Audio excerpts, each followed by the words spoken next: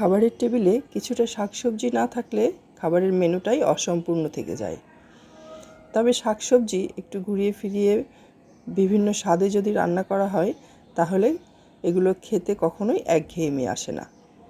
আজকে আমি লাউ শাকের একটা মজার রেসিপি আপনাদের সাথে শেয়ার করব।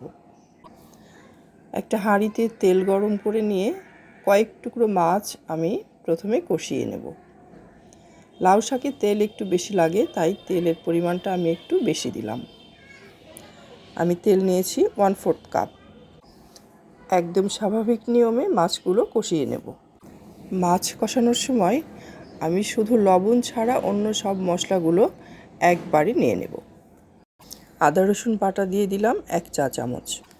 এখানে বলে রাখা ভালো, মাছ অনেকেই কাঁচা রান্না করতে পছন্দ করেন না, রান্না করতে এবং খেতে।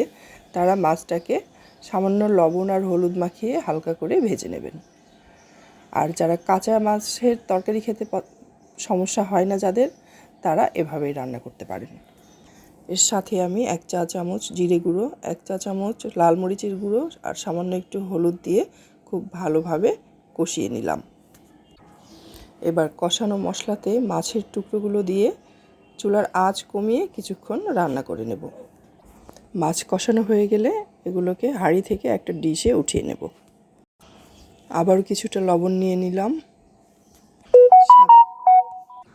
সাথে নিলাম 2 বড় পেঁয়াজ কুচোনো আর কয়েক ফালি কাঁচামরিচ। পেঁয়াজ মরিচগুলো একটু নাড়াচাড়া করে দিলাম। একটা বড় আলু একটু মোটা মোটা করে কেটে রেখেছি। এবার আমি এই কেটে রাখা আলুটা এর সাথে অ্যাড করে দেব।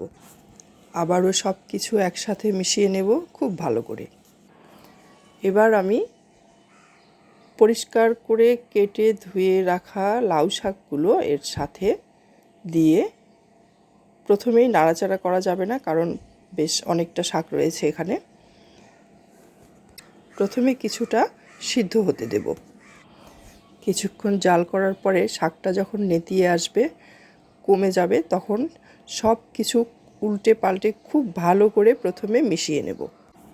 এবার আমি এর সাথে এক এক করে অ্যাড করে দেব কষিয়ে রাখা মাছ, টুকরো করে রাখা 2 টমেটো আর বেশ খানিকটা ধনেপাতা কুচি।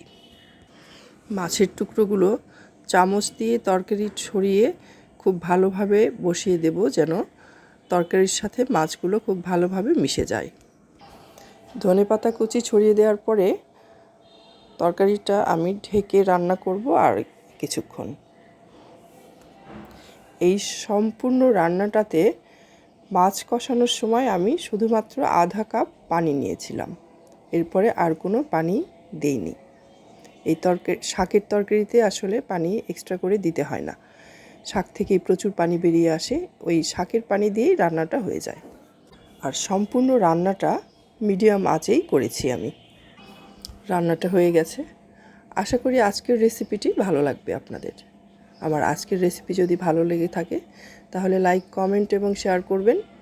সাবস্ক্রাইব করে আমার চ্যানেলের সাথেই থাকবেন। আজকে এ পর্যন্তই। আবার দেখা হবে নতুন কোনো রেসিপি নিয়ে। সে পর্যন্ত সবাই ভালো থাকবেন, সুস্থ থাকবেন। আল্লাহ হাফেজ।